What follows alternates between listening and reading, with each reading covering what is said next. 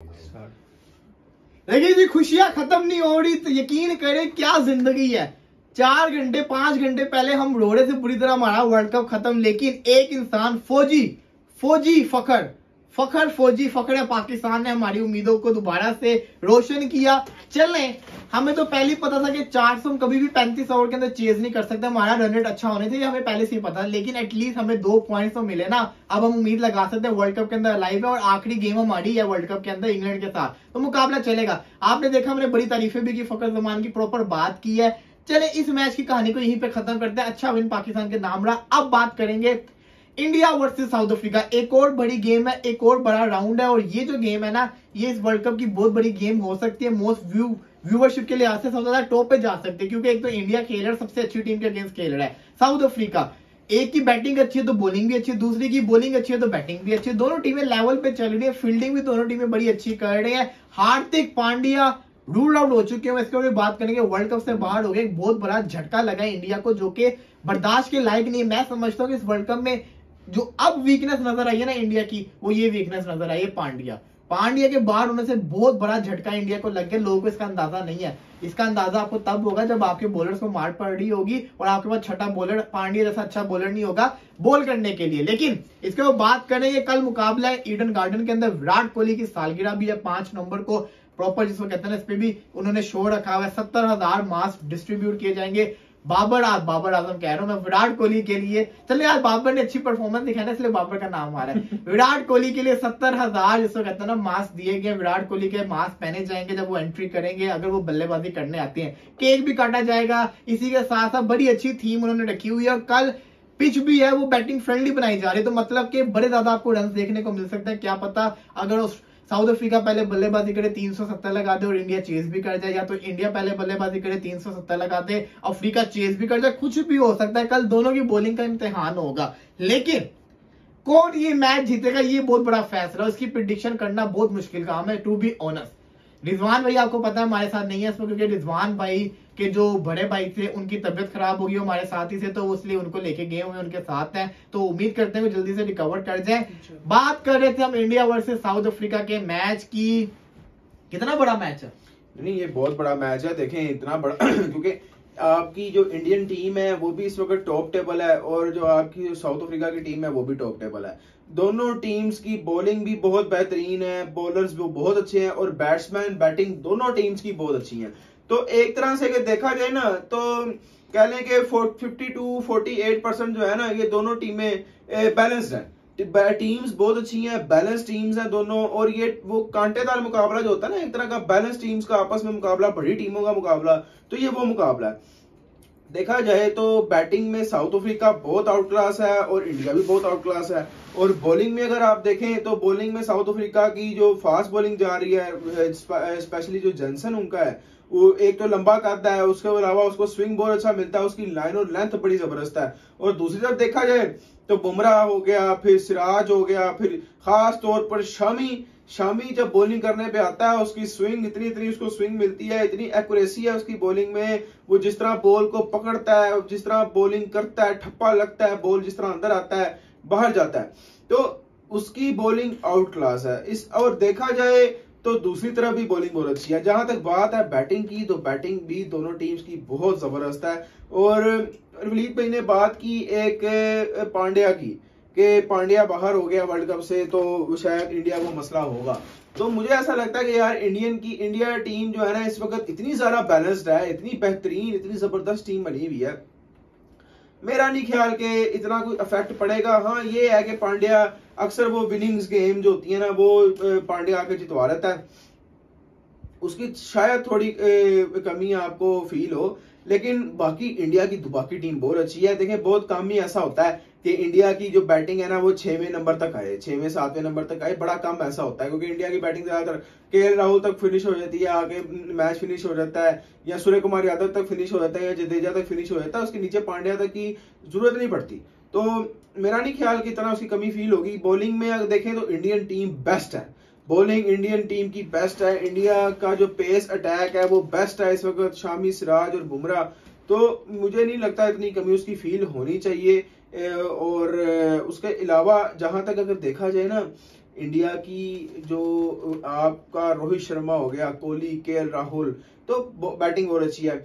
मुझे इसलिए ज्यादातर लगता है कि इंडिया को थोड़ा ज्यादा है जिस पे मिलेगा। ऊपर से विराट कोहली की कल बर्थडे है और स्टेडियम में क्राउड में इस तरीके का माहौल बना होना है कि हर कोई सपोर्ट कर रहा होगा इंडिया को।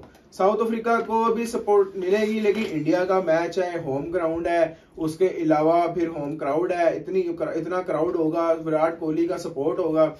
आई थिंक के कल इंडिया को ज्यादा सपोर्ट मिलेगा। इंडिया को ज्यादा सपोर्ट तो मिलेगा। शमीर भाई, कितना बड़ा नुकसान है पांड्या का ना होना टीम के अंदर, वर्ल्ड कप से बाहर होना? वलीद भाई, मेरे हिसाब से भी अब्दुल्ला भाई वाली बात बिल्कुल ठीक है कि ये नुकसान तो है, लेकिन ये इतना बड़ा नुकसान नहीं है इंडियन टीम के लिए, क्योंकि इंडिया के अंदर इस टाइम हम देखा जाए तो उनका बॉलिंग अटैक, जिस तरह अब्दुल्ला भाई ने बताया, सिराज, शामी, बुमराह, तीनों इस टाइम मेरे हिसाब से इस पूरे टूर्नामेंट के अंदर हम देखें ना तो इस टाइम टॉप क्लास चल रहे हैं तीनों। और इसके साथ साथ बैटिंग के अंदर अगर हम आए तो उनके पास फिर केएल राहुल है, रोहित शर्मा है, विराट कोहली है, तो इंडियन टीम को भी मेरे हिसाब से इतनी ज्यादा कमी फील नहीं होगी हार्दिक पांड्या की। जहां तक बात रही कल वाले मैच की, तो मैं कहूंगा कि साउथ अफ्रीका की टीम जो है वो काफी हद तक जो सी है ना एक स्ट्रॉन्ग टीम को हम कंसीडर कर सकते हैं इंडिया के मुकाबले में, क्योंकि हम लोग क्या कहते हैं, जिस तरह हम देख सकते हैं कि उनके पास बैटिंग के अंदर जी जिस तरह उनके पास क्विंटन डी कॉक है, मिलर है, जो मतलब उनके पास बड़े नाम है सारे बैटिंग के अंदर भी। इसी के साथ साथ बॉलिंग के अंदर भी उनके पास महाराज है, जिसने क्या कहते हैं कितनी अच्छी बॉलिंग की हम लोगों को नजर आया। तो साउथ अफ्रीका को, हाँ, महाराज बॉलर उनका साउथ अफ्रीका का, तो मतलब बॉलिंग अटैक भी उनका इतना हल्का नहीं है। साथ ही साथ मतलब ये है कि मेरे हिसाब से साउथ अफ्रीका इंडिया को टफ टाइम दे सकती है कल। बिल्कुल बड़ी अच्छी बात की है। तो मेन चीज के ऊपर आ जाते हैं, इंडिया वर्सेस साउथ अफ्रीका की प्रिडिक्शन के ऊपर। अब्दुल्ला भाई से शुरुआत करते हैं। बड़ा मुश्किल कॉल है भाई, दोनों टीमें अच्छी हैं, सोच समझ के प्रिडिक्शन करनी है, क्या होगा कल? मुझे लगता है कि जिस तरह का मोमेंटम इंडिया का बना हुआ है, अगर कभी वो पहले आउट हो जाते हैं तो उनकी बॉलिंग उनको बड़े मार्जिन से जिता देती है, अगर उनकी बॉलिंग ना चले तो उनकी बैटिंग बड़े मार्जिन से जिता देती है। तो जिस तरह की इंडिया की टीम का इस वक्त मिक्सचर बना हुआ है, उसके अलावा फिर उनका जो बैलेंस इतनी है, मेरा ख्याल है कि इंडिया को थोड़ा एज भी मिलेगा उनके क्राउड की वजह से भी, और मेरा ख्याल है कि इंडिया कल जीतेगा मैच। मैं इंडिया की प्रेडिक्शन दे रहा हूँ कल के मैच के लिए, और 55-45 इंडिया।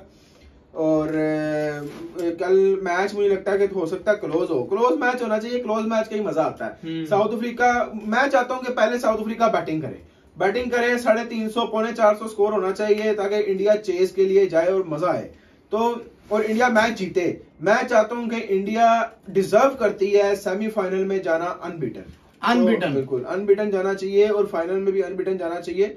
तो मुझे लगता है कि इंडिया फेवरेट है कल के लिए 55%। आपकी क्या प्रेडिक्शन है जी, बताएं जी।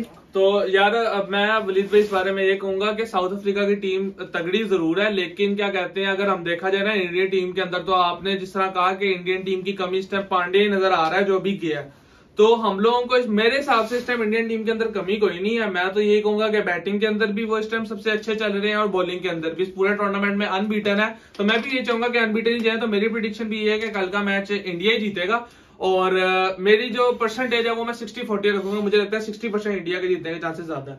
60% आपने 60-40 रखा, आपने कितनी परसेंटेज रखी?